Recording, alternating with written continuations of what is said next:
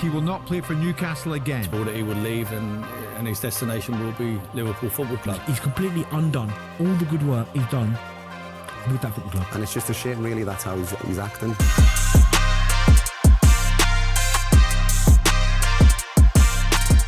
What do you think about the situation?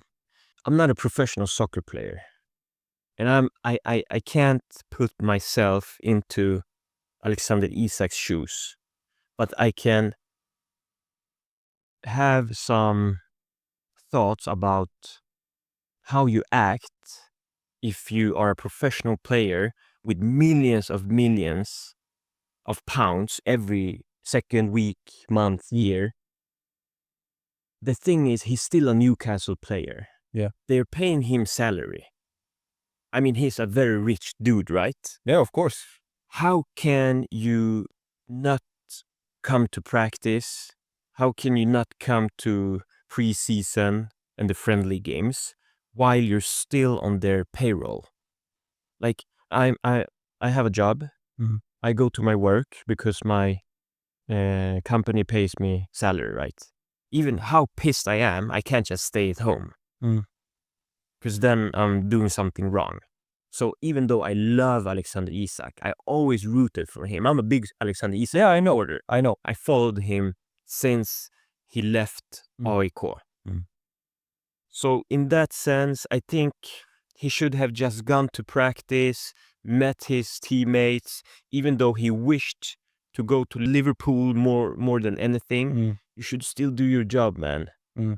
That's why I think it's a shitty, bad situation for him and for everyone involved in this current mess. And I know that you like Isak, and I like Isak as well. And you have to remember as well, it's not just Alexander Isak a part of this. It's also agents, other people around him that is whispering in his ear what he should do.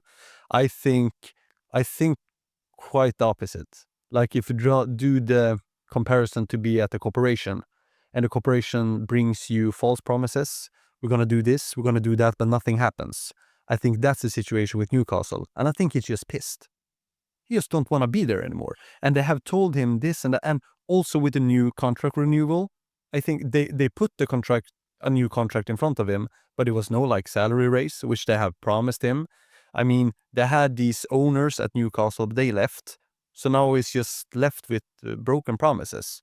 So I think he's just pissed with the situation. No, I totally agree. Like, I don't... Okay, here's the thing. Alexander Isak, I don't blame you. I understand that he's pissed. I would have been pissed as well. And I would love to see him in Liverpool.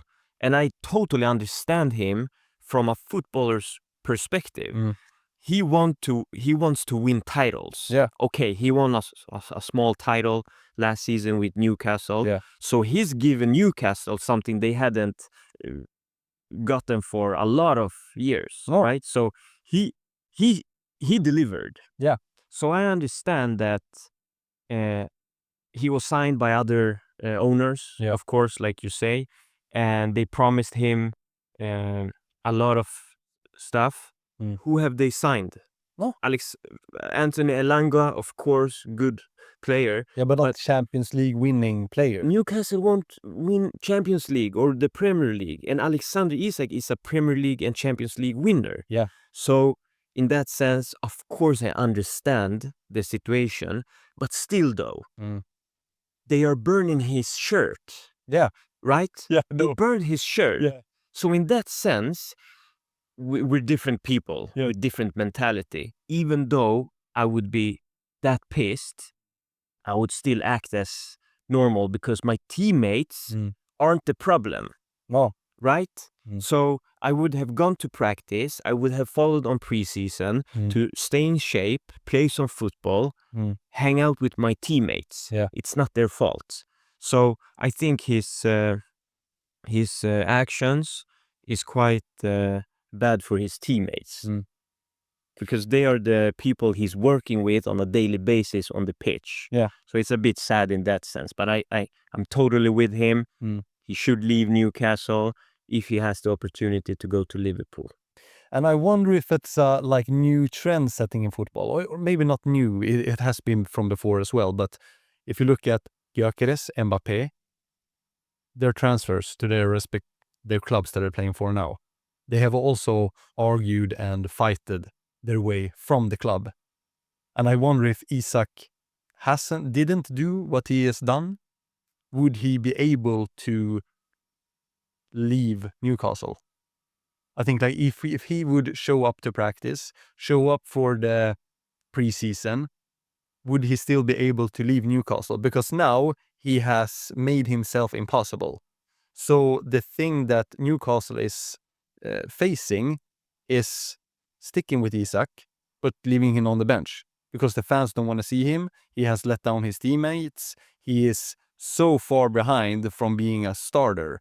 So maybe it's a new trend setting in football that you have to argue and fight your way out of the club to get to your new club.